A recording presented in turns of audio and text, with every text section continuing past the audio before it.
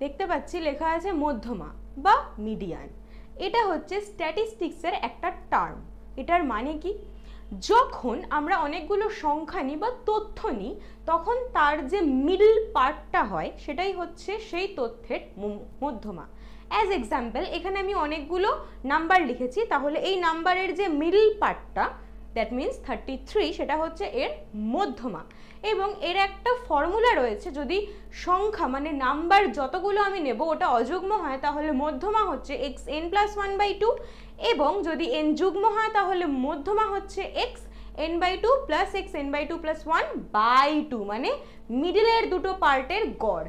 এবং মজার বিষয় হচ্ছে মাধ্যমিক 2019-এ এখান থেকেই একটা ইম্পর্টেন্ট প্রশ্ন এসেছিল, সেটা হচ্ছে সত্য মিথ্যা লেখো। স্টেটমেন্ট ছিল 2, 3, 9, 10, 9, 3, 9।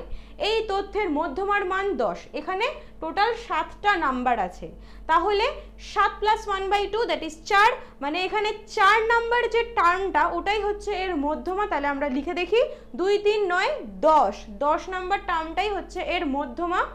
তাহলে এখানে অ্যান্সার কি আছে আমাদের 10, তাহলে অবশ্যই কি হবে অ্যান্সারটা সত্য। সামনেই মাধ্যমিক 2025, যদি এইরকম আরো ইম্পর্টেন্ট সাজেশনস নিতে হয় তাহলে অবশ্যই আমাদের মিনস একাডেমিকে সাবস্ক্রাইব করো।